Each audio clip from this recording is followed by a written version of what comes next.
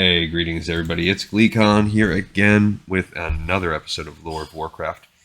On our last episode, we read a short story called The Road to Damnation, and it detailed what we read about in Chronicles in the Chronicle episode called Kel'Thuzad.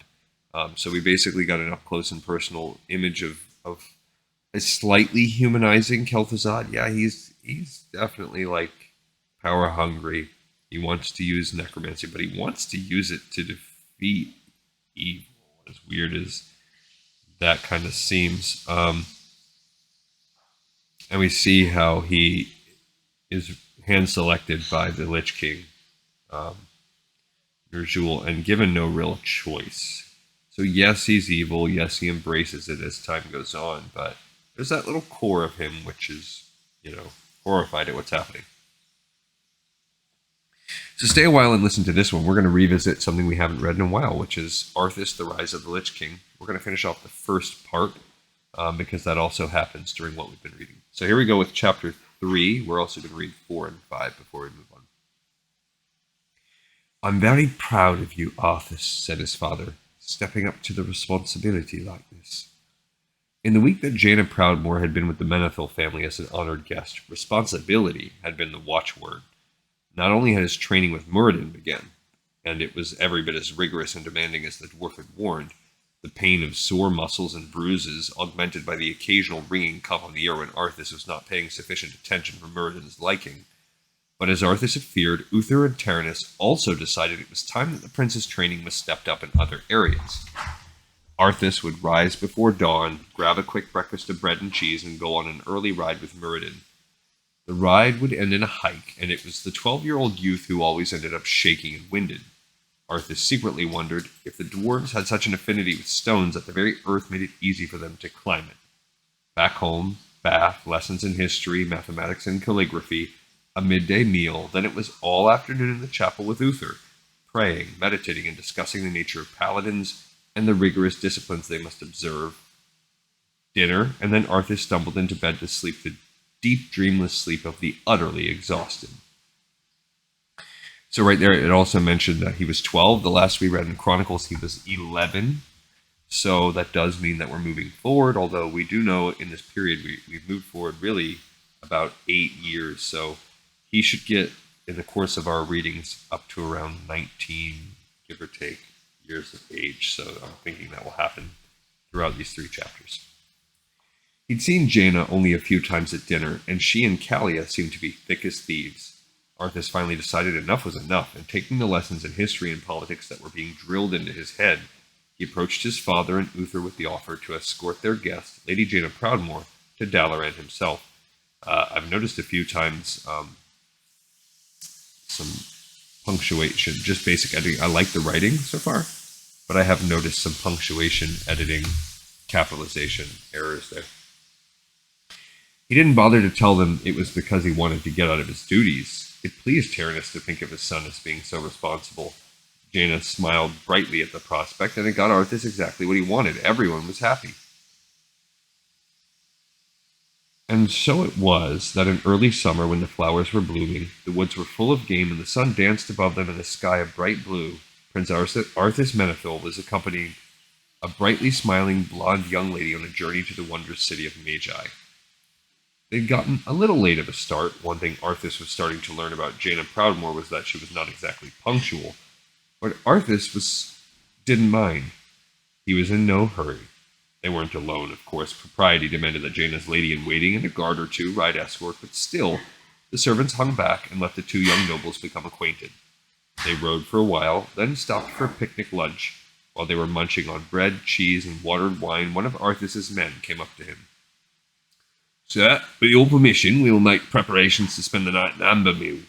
On the morrow, we can push on the rest of the way to Dalaran. We should arrive there by nightfall." I wonder if Ambermill is a town still in WoW. We'll have to try to pay attention to that. Arthas shook his head. "No, let's continue. We can camp overnight in the Hillspread area. That will get Lady Jaina to Dalaran by mid-morning tomorrow." He turned to smile at her. She smiled back, though he caught a hint of disappointment in her eyes. "Are you sure, sir? We planned on accepting the hospitality of the locals, not subjecting the lady to sleeping out in the open." "It's fine, Kayvon. Jaina spoke up. I'm not a fragile little figurine. Arthas's smile widened into a grin. He'd hoped she'd feel that way in a few hours. Um, I'm going to do Jaina with an accent. I know her voice actress character is done in WoW. Not all voices in WoW are treated equal, but there are from time to time some heavy hitters that come on um, that are well known both in real life acting and in voice acting circles. I've noticed in I want to say it's Warlords of Draenor. There is, I think, the guy from Revenge of the Nerds. I swear it's him, the guy that plays the kind of crazy dude. I'll talk about it when we watch it in the game. Lately, Venari, I think her name is the lady that's in the for Shadowlands expansion that's in the Maw, and more. She's a very famous voice actress. She's an actress that was in like The Lighthouse or something like that with Ben Kingsley. She played like his wife or something. It's a little bit of an older movie, and that's just the movie I can think of off the top of my head. But she also did the voice of in the Mass Effect series the robot, the one that never takes off her suit, and she's been in a bunch of other things. And this lady that plays Jaina, she does a fantastic job. She's a great voice actress. She's in a lot of video games. So I can't do Jaina justice. So I'm just going to do her with an accent, do her in my own style. But I wanted to give props out there for some of the people that do a great job in the Warcraft universe. And there's my aside on that. So here we go. While the servants set up camp, Arthas and Jaina went exploring. They scrambled up a hill that gave them an unparalleled view. To the west, they could see the little farming community of Ambermill and even the distant spires of Baron Silverlane's keep. Not sure who that is. Unless that's the, what's it called? Silverpine Keep or something like that. To the east, they could almost make out Dalaran itself, and more clearly the internment camp to its south. Since the end of the Second War, the orcs had been rounded up and placed into these camps. It was more merciful than simply slaughtering them on sight, Taranis had explained to Arthas, and besides, the orcs seemed to be suffering from a strange malaise. Most of the time when humans stumbled upon them or hunted them, they fought only half-heartedly and went into internment peacefully.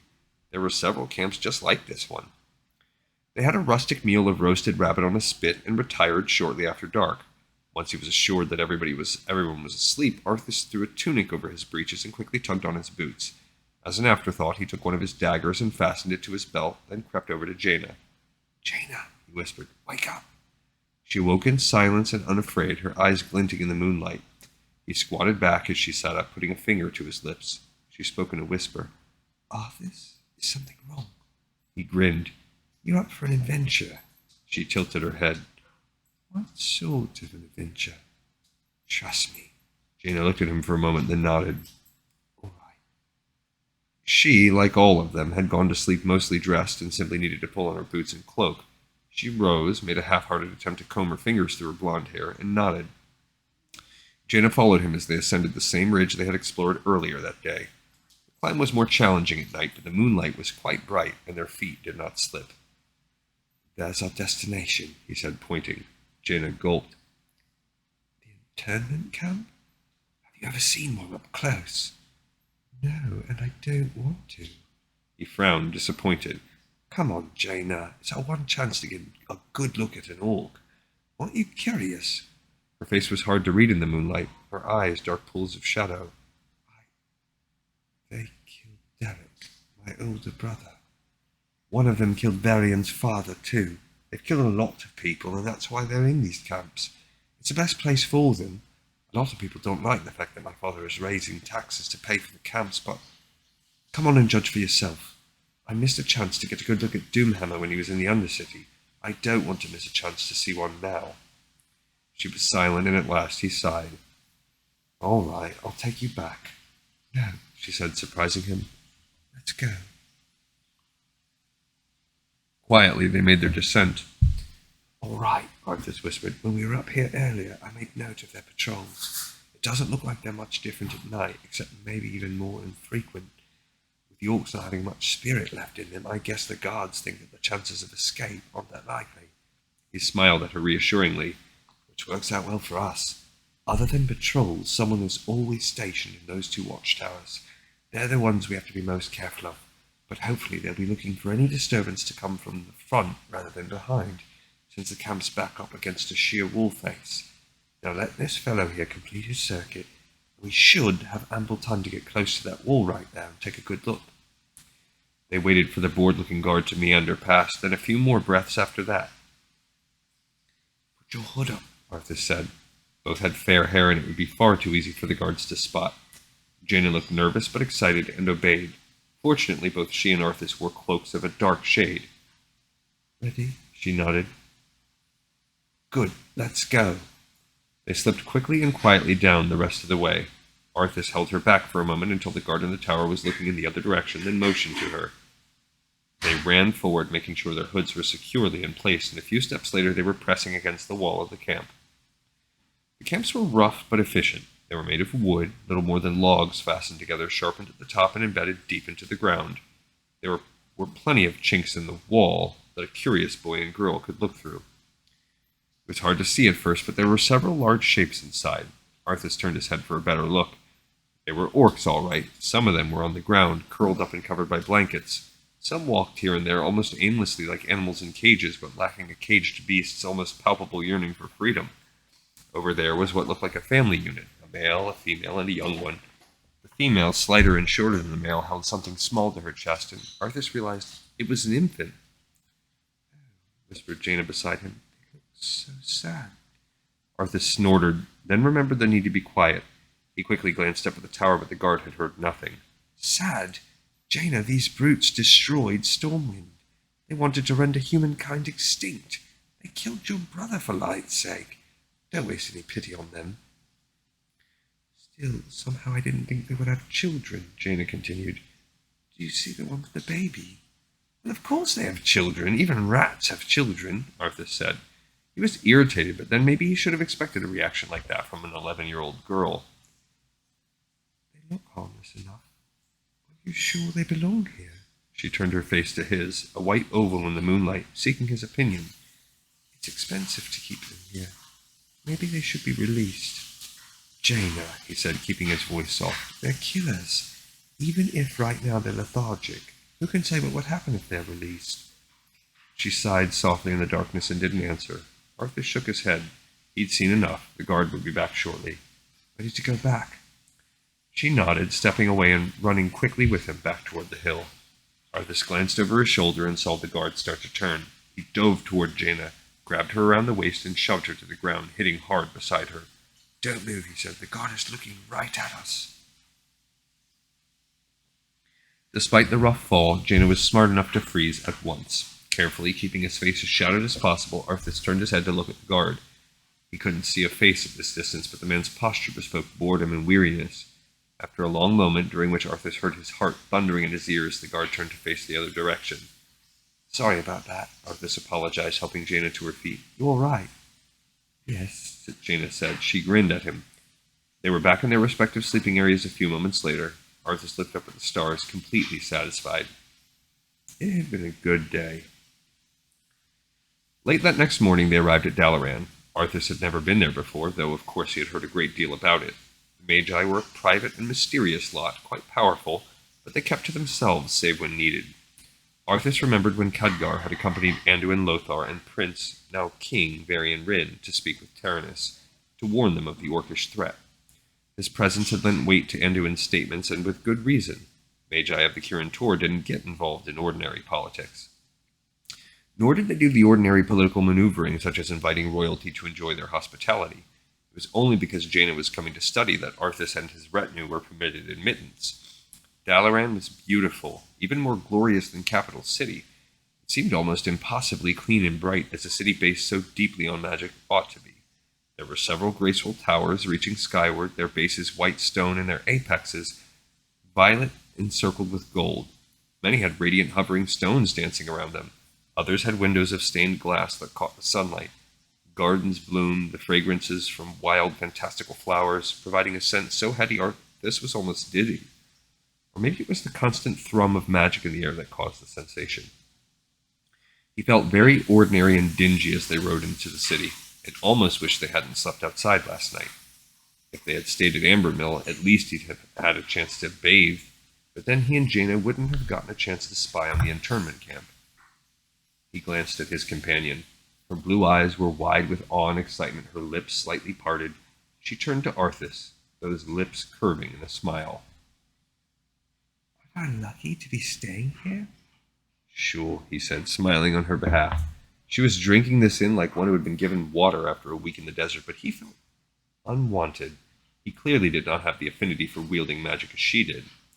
"I'm told that outsiders aren't usually welcome," she said. "I think that's a shame. It would be nice to see you again." She blushed, and for a moment Arthas forgot about the intimidation the city emanated, and heartily agreed that it would be nice to see Lady Jaina Proudmoore again, too. Very nice indeed. "Again, you little gnome girl. I'll pull your pigtails. Oof!" The shield caught the taunting dwarf full in the helmed face, and he actually stumbled back a step or two. Arthas slashed with the sword, grinning beneath his own helm as it connected solidly. Then suddenly he was sailing through the air to land hard on his back. His vision was filled with the image of a looming head with a long beard, and he was barely able to lift his blade in time to parry. With a grunt, he pulled his legs into his chest and then extended them hard, catching Muradin in the gut. This time it was the dwarf who went hurling backward.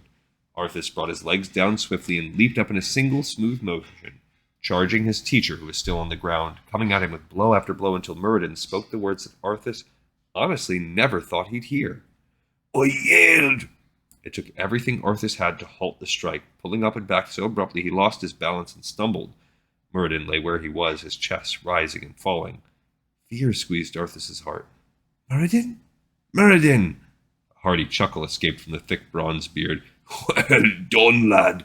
Well done indeed." He struggled to sit up, and Arthas was there, reaching out a hand to help haul the dwarf to his feet. Muradin pumped the hand happily. "So you were paying attention after all when I taught him a special trick."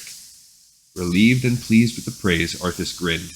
Some of what Muradin taught him would be repeated, honed, and reinforced in his paladin training, but other things, well, he didn't think Uther the Lightbringer would know about feet planted firmly in the belly, or rather, the rather handy trick regarding the efficacy of a broken wine bottle. There was fighting, and there was fighting. The Muradin Bronzebeard seemed determined that Arthas Menethil would understand all aspects of it. Arthas was 14 now, and had been training with Muradin several times a week, save for when the dwarf was away on diplomatic errands. At first it had gone as both parties had expected, badly. Arthas left the first dozen or so sessions bruised, bloodied, and limping. He had stubbornly refused any offers of healing, insisting that the pain was part of the process. Muradin had approved, and he had shown it by pressing Arthas all the harder. Arthas never complained, not even when he wanted to, not even when Muradin scolded him or pressed the attack long after Arthas was too exhausted to even hold up a shield. And for that stubborn refusal to whine or to quit, he was rewarded twofold. He learned, and learned well, and he won the respect of Muradin Bronzebeard. "Oh yes, sir, I was paying attention," Arthas chuckled. Good lad, Muradin reached up to clap him on the shoulder. "Now off with ye. You've taken quite the beating today. You deserve a bit of rest." His eyes twinkled as he spoke, and Arthas nodded as if agreeing. Today it was Muradin who had taken the beating, and he seemed as happy as Arthas at the fact. The prince's heart suddenly swelled with affection toward the dwarf. Though a strict taskmaster, Muradin was someone of whom Arthas had grown terribly fond. He whistled a little as he strode toward his quarters, but then a sudden outburst froze him in his tracks. "No, father, I will not!" "Kalia, I grow tired of this conversation. You have no say in this matter." "Papa, please, no!" Arthas edged a little closer to Kalia's chambers. The door was ajar, and he listened, slightly worried. Turnus doted on Kalia. What in the world was he asking of her to make her beg with him, and use the term of endearment that both she and Arthas had dropped as they grew toward adulthood? Kalia sobbed brokenly. Arthas could take it no longer. He opened the door. "I'm sorry, I couldn't help it over here. What is wrong?" Turnus had recently seemed to be acting strangely, and now he looked furious with his 16-year-old daughter. "It is no business of yours, Arthas," Turnus rumbled. "I have told Kalia something I wish her to do. She will obey me. Callia collapsed on the bed, sobbing. Arthas stared from his father to his sister in utter astonishment. Taranis muttered something and stormed out. Arthas glanced back at Callia, then followed his father. Father, please, what's going on? Do not question me. Callia's duty is to obey her father. Taranis marched through a door and into a receiving room. Arthas recognized Lord Davil Prester, a young noble whom Taranis seemed to hold in very high regard, and a pair of visiting Dalaran wizards he did not know. Run along back to your sister Arthas and try to calm her. I will be with you as soon as I can. I promise. With a final glance at the three visitors, Arthas nodded and went back to Callia's rooms. His older sister had not moved, although her sobs had quieted somewhat. At a total loss, Arthas simply sat beside her on the bed, feeling awkward. Callia sat up on the bed, her face wet. I'm sorry you had to see that, Arthas, but maybe it's for the best. What did Father want you to do? He wishes me to marry against my will. Arthas blinked. Callie, you're only 16. You're not even old enough to get married. She reached for a handkerchief and dabbed at her swollen eyes. That's what I said, but Father said it didn't matter. We'd formalize the betrothal, and on my birthday, I'd marry Lord Prester. Arthas's sea-green eyes widened in comprehension. So that was why Prester was here. Well, he began awkwardly, he's very well connected, and I guess he's handsome. Everyone says so. At least he's not some old man. You don't understand, Arthas. I don't care how well connected or handsome or even kind he is. It's that I don't have any choice in the matter. I'm like your horse. I'm a thing, not a person, to be given away as Father sees fit, to seal a political bargain. You don't love Prester. Love him? Her pure blue-shot eyes narrowed in anger. I barely know him. He's never taken the slightest... Oh, what's the use? I know that this is common practice among royalty and nobility, that we are pawns, but I just never expected, Father. So now we're obviously at the kind of getting near the end of the Day of the Dragon novel. Nor had Arthas. He'd honestly never given much thought to marriage for himself or his sister. He was much more interested in training with Muradin and riding Invincible. But Callia was right. It was common among the nobility to make good marriages to ensure their political status. He just never thought his father would sell his daughter like a broodmare. Callia, I'm really sorry, he said, and meant it. Is there someone else? Maybe you could convince Father that there's a better match? One that makes you happy as well. Callia shook her head bitterly. It's no use. You heard him. He didn't ask me, didn't suggest Lord Prester. He ordered me. She looked at him pleadingly. Arthas, when you are king, promise me. Promise me you won't do that to your children. Children? Arthas was in no way ready to think about that. There weren't even any... Well, there was, but he hadn't thought about her in... And when you marry, Papa cannot order you as he orders me. Make sure you care for this girl, and that she cares for you. Or is at least asked about whom she wants to share her life and her bed with. She started to weep afresh, but Arthas was too shaken by the revelation that burst upon him. He was only 14 now, but in 4 short years he'd be of age to wed. He suddenly recalled snatches of conversation he'd heard here and there about the future of the Menethil line. His wife would be the mother of kings.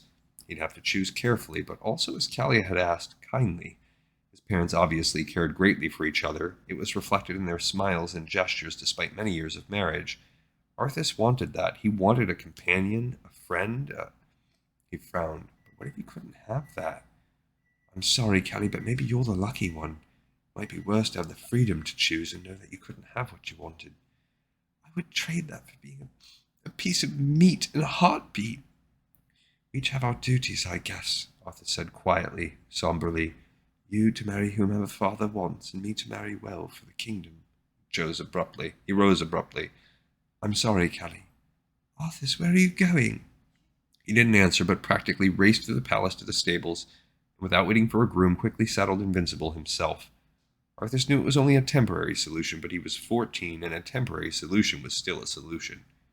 He bent over Invincible's back, the white mane whipping his face as the horse galloped, all sleekly coiled muscle and grace. Arthas's face stretched in a grin. He was never happier than when he rode like this, the two of them merging into one glorious whole. He had waited, his patience sorely tested, for so long as he was able to ride the animal he had watched coming into the world, but it had been worth it. They were the perfect team. Invincible wanted nothing from him, asked nothing of him, only seemed to wish to be allowed to escape the confines of the stables as Arthas longed to escape the confines of his royalty. They did so together. They were coming up on the jump Arthas loved now. To the east of Capital City and close to the Balnir farmstead was a small cluster of hills. Invincible surged, the earth devoured by his pounding hooves, pulling himself upward toward the precipice almost as fast as if they were on level ground. He wheeled and turned along the narrow pathway, sending stones scattering with his hooves, his heart and Arthas's both racing in excitement. Then Arthas guided the stallion to the left, over an embankment, a shortcut to the Balnir property. Invincible did not hesitate. Had not hesitated even the first time that Arthas had asked him to lead. He gathered himself and launched forward, and for a glorious, heart-stopping moment, horse and rider were airborne. Then they landed securely on soft, springy grass and were off again. Invincible. Alright, so we're making our way through this stuff that we've just read in Chronicles, which is cool. We're learning more. We're seeing how there's that kind of mild courtship between him and Jaina, which we know is going to eventually end. It's going to end soon, really. We see this part that's happening through the machinations of Deathwing. We get to experience a little bit of Kalia. And we know this stuff is going to change, too, because we've already read past this. And we'll do that probably over the next couple chapters. All right, we got this episode in the pipe, 5x5. I thank everybody so much for watching and listening. I hope you enjoyed it. And I'll see you next time on Lore of Warcraft.